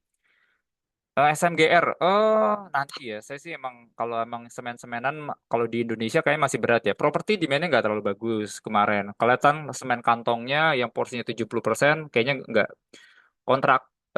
Kalau kita lihat yang semen yang bulk itu yang semen curah itu juga growth-nya agak terbatas gitu karena kan project-projectnya kan lagi lumayan minim. Jadi itu ya dari SMGR. Ini inflow outflow, ini emas ada masuk, ya ini salah satu bagian dari negosiasi dual listing mereka. BCA masih oke ya. BCA nih ibaratnya gini sih, kalau suku bunga sekarang lagi naik, dia yang paling diuntungkan sebenarnya. Kenapa? Karena dia nggak usah fight dari sisi liquidity-nya. Karena ini company loan to deposit ratio itu 78% gitu. Jadi intinya kalau yang lain perang-perang karena mereka uangnya udah loan to depositnya 90%, udah susah cari gitu ya. BCA ini liquidity-nya tuh masih banyak gitu. Jadi menurut saya sih kalau suku bunga lagi naik sekarang tuh BCA paling diuntungkan sih. Mandiri flow-nya masih ada bagus, MDKA juga ada, Goto ada flow, Antam saya suka sih, Antam juga saya suka, Timah juga saya suka nih company-nya, strukturalnya bagus, sektornya lagi lumayan favor, company-nya juga bottom up-nya kuat gitu ya. BNI juga sama, cuma hati-hati ya resiko intervensinya. Kalau suruh ambil SOI sih di fase sekarang saya suka Bank Mandiri sebenarnya tetap. Karena dia lebih terdiverse aja sih. Ini mereka lebih terdiverse, exposure UMKM-nya ada gitu ya, cuman nggak sesignifikan kalau compare sama si BRI. DSSA outflow, ya ini hati-hati Bapak Ibu ya, ini high shareholder concentration list. Ini spekulatif ya, karena terlepas dari saya suka sih, company sih saya suka. Karena kan dia tuh nggak cuman main kayak apa ya, trading batu bara doang kan. Pelan-pelan kan mereka invest ke data center, mereka heavy ke energi baru gitu. Cuman hati-hati tuh, si 2,5% itu, hati-hati sih. Kalau saran saya sih hati-hati ya. Aman ada outflow, saya tadi jelasin bumi. Wah ini menarik nih. Ini em, ya ini balik lagi ya ke Bapak Ibu semuanya masing-masing ya. Terlepas dari harga batu bara ini kan saya tadi udah cerita bahwa secara struktural play itu pelan-pelan kan akan turun ya. Cuman kalau ngomonginnya, saya mungkin ngomonginnya short term ya, saya nggak ngomonginnya panjang aja. Cuman satu yang sebenarnya saya lihat kalau nanti kita ngomongin laporan keuangan, harusnya bisa positif, harusnya bisa positif. Kenapa? Karena di atas di revenue dia punya volume masih ke maintain. Karena si Bumi ini kan RKB-nya kan nggak dipangkas kan. Mereka punya yang dari Kaltim Primakol sama si Arutminnya nggak dipangkas. Harga batu baranya kan lagi naik kan. Sebelumnya sempat 100, kayak tahun lalu sekitar 100, sekarang naik. Jadi sekarang tadi kan 144. Jadi harusnya ke reflect di situ. Kedua adalah kan dia baru beresin yang dia kan baru akuisisi dua tambang. Itu Wolfram sama Jubilee. Nah, Wolframnya nih udah masuk harusnya di second quarter. Jadi harusnya tuh revenue-nya tuh mulai muncul. Terlepas dari bagian cost structure, itu pasti akan agak naik. Karena harga harga harga biodiesel kan kita kalau kontraktor kan pakai biodiesel kan, itu lagi pada kena. Cuman mereka mitigasi sebenarnya itu pakai mereka punya internal kontraktor. Jadi itu yang sebenarnya jadi buffernya. Jadi itu sih ya sama si Bumi ya. Cuman ini ya, terakhir saya ketemu Bumi, saya punya message yang positif adalah gini. Ini ini balik lagi ke Bapak Ibu ya. Kalau seandainya pengen punya exposure pun batasin aja karena ini bisa dibilang spekulatif stok. Cuma satu gini, jadi manajemennya tuh lagi banyak keluar sekarang. Mereka tuh agak susah Bumi ini, dia tuh tipikalnya momentum stok. Karena ibaratnya kalau dari kontrol komposisi 30% free floatnya dia, 18, saya lupa deh, 16 atau 18% itu retail semua. Jadi istilahnya kayak 22-nya itu adalah yang non retail. Nah, artinya tuh sangat gede. Apa yang dilakukan biar porsinya ini ya nggak mungkin kita usir investornya kan. Berarti kita harus gedein ibaratnya foreign sama yang asetnya itu tadi. Nah, akhirnya itulah yang mereka kita lakukan, manajemen tuh lagi sering roadshow ya. Kemarin tuh lagi mereka ada beberapa roadshow sama beberapa sekuritas. Jadi itu yang sebenarnya harusnya bisa jadi katalis positif ya buat bumi ya. Jadi itu sih sebenarnya. Cuman ini ya Bapak Ibu ya, hati-hati ini saya lihat juga kita tahu ya mungkin kan ada track record masalah ini dan lain-lain. Cuman ya itu yang saya bilang bahwa bumi ini udah nggak soal Bakri, ini udah soal Salim ya. Cuman tadi ya, kalau Bapak Ibu pengen punya exposure 2,5 sampai 5% aja. Telkom tadi saya udah bahas, BRI hati-hati nih karena dia exposure ke UMKM-nya lumayan gede ya. Waduh, kalau misalnya ibaratnya dia ada price cap, 70% mereka small medium enterprise, disuruh bunganya lebih rendah dari korporasi, waduh saya sih kayaknya agak agak tough ya. Jadi itu sih. Ya paling itu sih. Astra ini lagi buyback sih. Ini Astra lagi buyback kemarin 8 triliun. Kemarin ada yang mungkin ada kayak ya ini saya sih nggak terlalu fans yang otomotif ya sekarang ya. Cuman ada yang argue bahwa wah harusnya laporan keuangan bagus Pak gitu. Kenapa? Karena market share-nya si Astra kemarin bagus gitu kan. Market share-nya dia kan naik ke 56%. Data penjualan bulanannya data penjualan bulanannya dia juga lebih bagus dibandingkan industri. Jadi orang kayak oh boleh nih Astra gitu ya. Cuman agak hati-hati gitu ya, karena kan itu yang kena lumayan banyak tuh BYD. Karena BYD itu tuh kalau nggak salah tuh dia baru restart production nanti di Agustus. Nah yang sekarang itu mereka belum ada inventory baru, jadi jualannya agak susah. Jadi Astra yang kayak kena di situ. Cuman once nanti itu balik, menurut saya agak-agak berat sih ya. Apalagi nanti kan pemerintah kan mau umumin insentif mobil listrik kan di bulan depan. Nah, ini yang mungkin akan kasih pressure. Cuman ini ya, company-nya ada buyback 8 triliun. Kalau Bapak Ibu pengen punya exposure, menurut saya sih oke-oke aja. Karena ini tipikal company yang price earning-nya sangat murah. Kita tahu tata kelola, good corporate governance buat Astra. Saya sangat suka company-nya gitu ya. Bisnisnya sangat diverse gitu ya. Cuman tadi ya ada beberapa perhatian ya. Em, paling itu ya Bapak Ibu ya. Ini cuma sedikit data aja sih. Kayaknya nggak ada yang ini. eh Kalau kita ngelihat dari China, ya ini ada beberapa data yang nggak terlalu bagus ya. Penjualan retailnya lumayan turun. Industrial production-nya inline, ini dilihat ini fixed asset itu agak turun. Ini China lagi nggak terlalu bagus ya secara datanya. BI rate kemarin kita masih udah naikin suku bunganya 5,75 dan masih ada ruang nggak Pak? Masih ada ruang sih sebenarnya. Ada ruang tuh sampai antara 6,25 sampai ke 6,5%. Jadi itu ya Bapak Ibu ya. Oke, kita langsung ke sesi Q&A ya. Bapak Ibu saya izin ya, saya ke toilet bentar ya. Saya agak ini nih kebelet. Wait.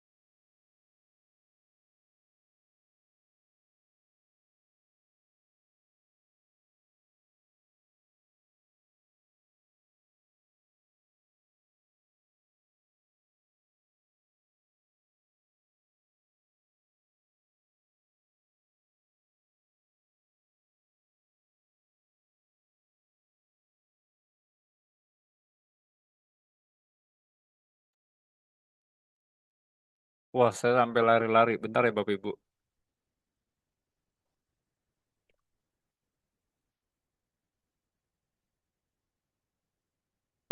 Ini ada pertanyaan dari HS120. Malam Pak Niko. Buat Sido, apalagi dividen yield-nya plus 10%. Farmasi sih sebenarnya apa ya, sektor yang tipikalnya tuh defensif ya. Jadi harusnya sih kayak relatifly kuat. Cuman yang jadi concern investor, mungkin ini sebenarnya sama sih. Kalau kita lihat kayak contohnya Kalbe, Sido, itu, ntar ya, saya ngambil napas dulu nih.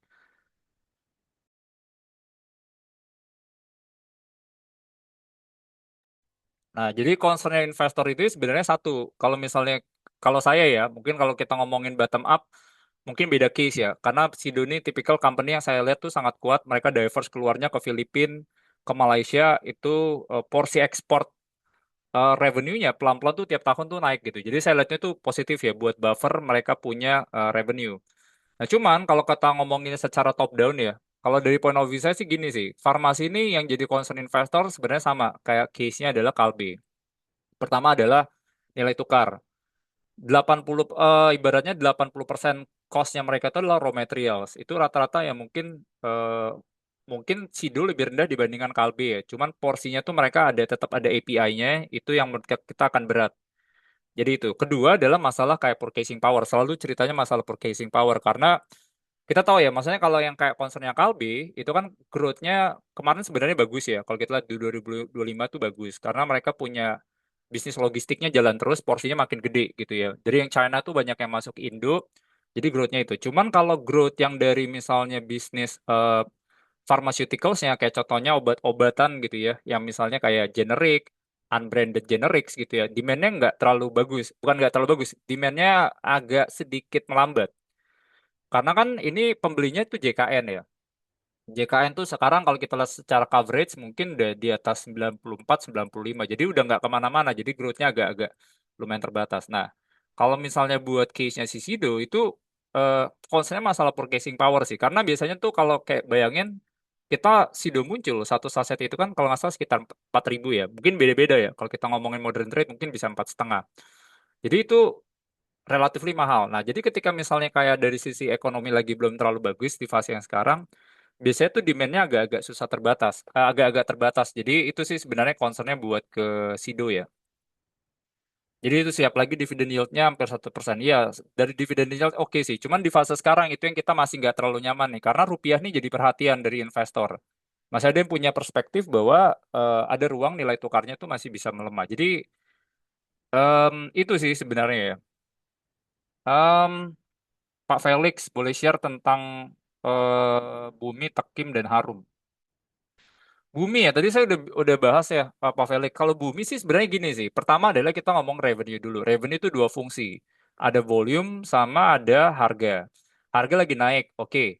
Volume gimana? Nah, kalau volume masih bagus. Kenapa? Karena mereka nggak kena pangkas RKAB. Jadi assuming volumenya sama, harganya naik, harusnya kan mereka eh, bisa positif kan.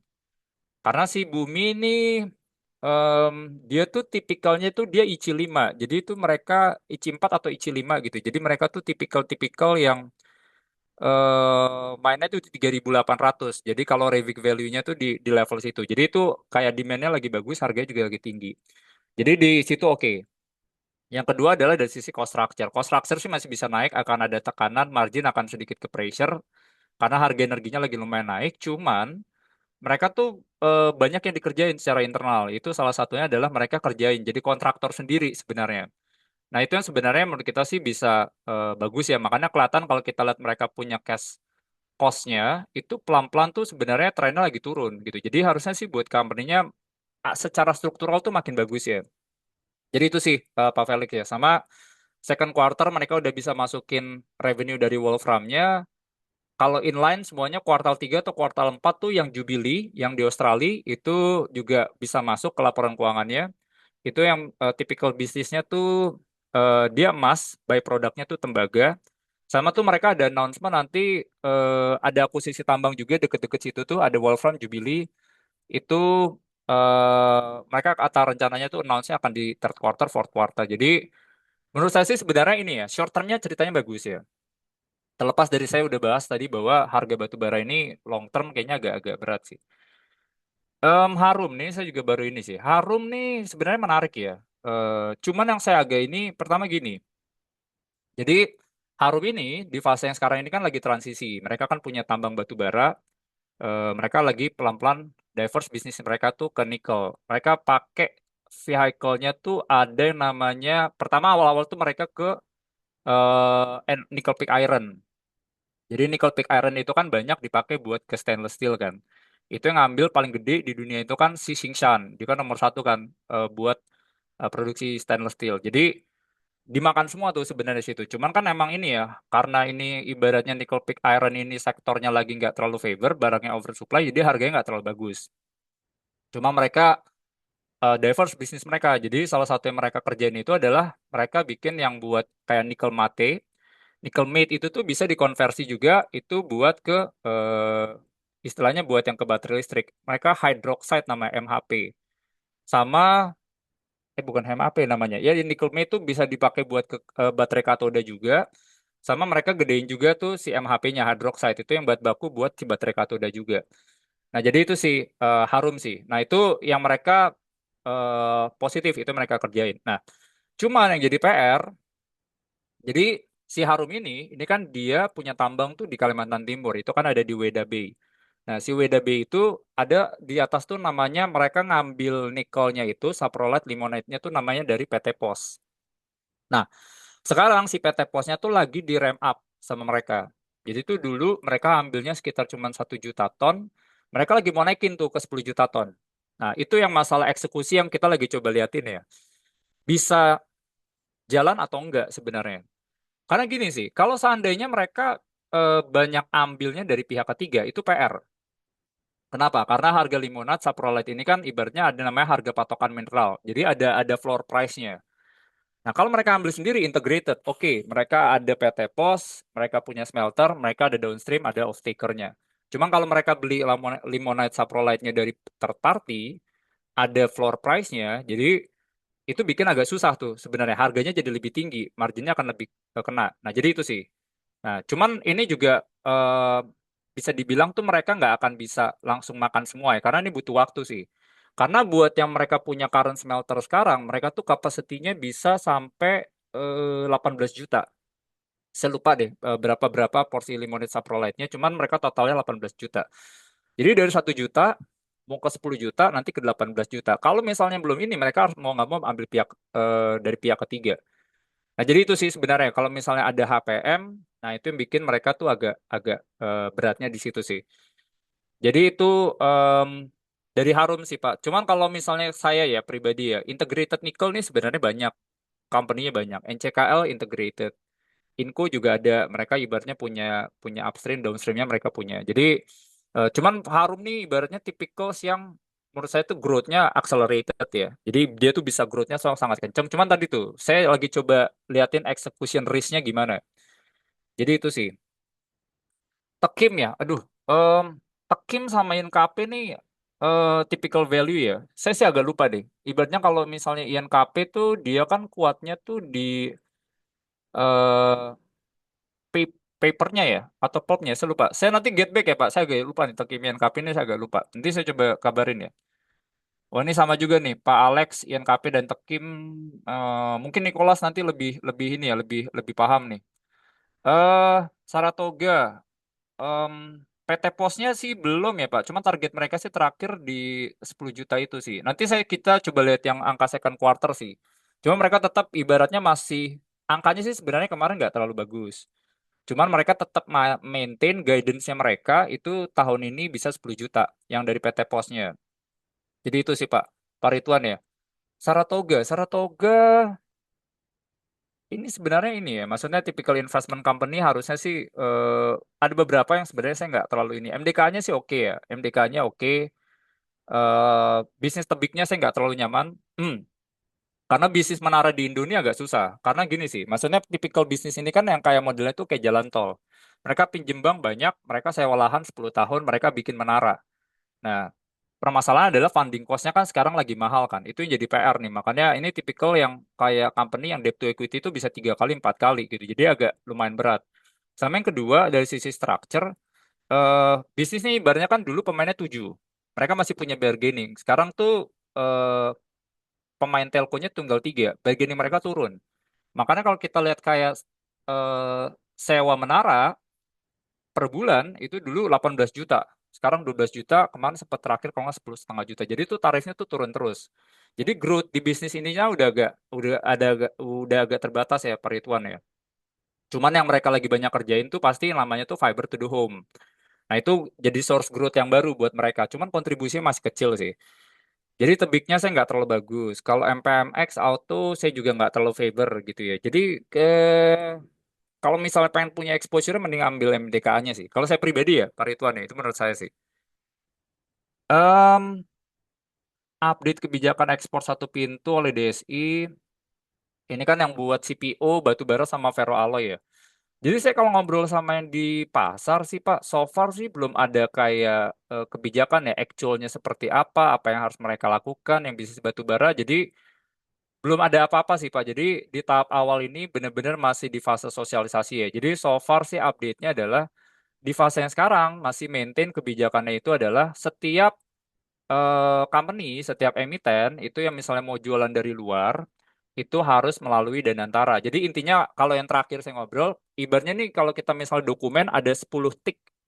Nah, sekarang tuh ada tambahan tik gitu. Jadi ada tambahan tik kalau saya kemarin ngobrol sih intinya ada tembusan itu ke Danantara. Jadi di fase sekarang Danantara sumber daya itu hanya mengetahui. Sebelum nanti kan pelan-pelan di 1 September sampai nanti di 1 Januari itu baru implementasi secara penuh. So far sih itu ya Pak, kebijakannya seperti itu ya. Cuman itu ya, maksudnya kan banyak kayak wacana yang beredar ya. Ini masih masih masih simpang siur. Cuma statement terakhir kan kayak apakah berapa margin yang akan diambil di antara range-nya belum tahu. Cuman yang rame beredar tuh 0,05 sampai 0,1%, which sangat kecil gitu ya. Harusnya sih bagus, oke-oke aja. Jadi menurut saya sih sebenarnya concern terkait dengan DSI ini udah relatif terbatas ya. Cuman tadi ya Pak, kita masih belum tahu nih arah arah kebijakannya mungkin bisa berubah aja. Piges nih, em, ini Bu Fortuna Rumsari ya. Piges nih sebenarnya menarik ya. Ini typical value stock sih. Growth-nya mungkin nggak yang kencang-kencang banget, cuman valuasinya tuh udah atraktif gitu ya. Satu yang sebenarnya ya tipikalnya gas bisnis ya. Biasanya tuh mereka ada dua segmen. Itu adalah HGBT yang diatur sama pemerintah. Itu jualnya udah di cap tuh Bu, 6,5 dolar doang. Jadi mereka ambil 4, jual 6,5, marginnya udah di cap deh. Kalau misal di segmen ini tuh paling kayak sekitar 7% Nah, jadi growth-nya udah nggak kemana-mana. Nah, bisnis transmisinya juga harusnya kan nggak ada investment kayak pipa baru yang sekarang ya, karena beberapa pipa itu tuh kalau seandainya dia mau ke daerah-daerah yang ibaratnya mungkin lebih remote gitu ya, kayaknya IRR-nya tuh rendah. Jadi agak susah sebenarnya buat kayak munculin growth dari bisnis transmisi. Karena mereka kan gini ya, distribusi itu tuh mereka tuh off take. Mereka beli, putus, mereka jual. Ada yang transmisi tuh mereka bikin kayak jalan tol gitu ya. Habis itu mereka tinggal sewain aja. Nah ini dua segmen ini, satu marginnya ke cap, satu yang ininya growth-nya ini. Jadi growth-nya sih Mikael ini typical value stock ya. Jadi kalau kita misalnya panjang oke-oke aja. Cuman kalau saya pribadi, saya masih kurang terlalu nyaman sama arbitrasenya dulu nih. Jadi kan mereka kemarin kan ada sengketa yang sama Gunvor kan, Bu Fortuna ya. Saya nggak tahu nih, kan kemarin tuh mereka tuh udah provisi, itu kalau nggak salah tuh angkanya 110 juta ya, US dollar gitu ya. Cuman kan kalau misalnya tuh angka yang diklaimnya sama si Gunvor itu tuh dua kalinya itu. Cuma mereka bercadangin setengahnya. Nah, saya nggak tahu nanti ujung settlement seperti apa, cuman akan ada potensi tambahan provisi. Berarti artinya adalah kalau seandainya itu nanti kejadian, nah itu laporan keuangannya bisa lumayan turun. Jadi itu sih Bu Fortuna ya. Sama saya kurang nyaman sama Piges nih satu, dia tuh punya exposure di Saka Energi. Jadi Saka Energi ini sebenarnya kan kayak bisnisnya kan upstream minyak ya. Cuman ini kilangnya tuh kilang tua, jadi udah declining sebenarnya. Jadi buat capex maintenance-nya tuh udah mahal banget gitu ya. Outputnya nggak terlalu signifikan gitu. Jadi itu saya kurang nyaman ya kalau misalnya buat ke Piges ya. Harga amonia LNG sama CNG di mana ya? Mungkin kalau Google aja ada kali ya Pak ya. Amonia, CNG, dan LNG. Kalau saya sih di Bloomberg harusnya ada ya. Cuman kalau di... Em, nanti saya coba tanya ini ya Pak. Ke analis saya ya. eh, Acuannya di mana? Cuman di trading ekonomik sih sebenarnya ini ada ya. Em, mungkin ini ya Pak ya. Nanti saya coba ini deh. Coba get back. Pak Randy, Pak, buat yang post target produksi apakah dapat ke RKB untuk produksi 10 juta? Em, nah ini belum tahu sih. Ini kemarin tuh juga mereka lagi kayak yang nikel-nikelan tuh sekarang sebenarnya ada beberapa yang udah di-approve ya. Cuman masih belum eh saya harus get back ya Pak yang ini ya. 10 jutanya. Cuma sih kemarin mereka bilang targetnya guidance-nya 10 juta. Jadi harusnya sih angkanya udah di-approve ya dari manajemen ya. Pak Randy ya.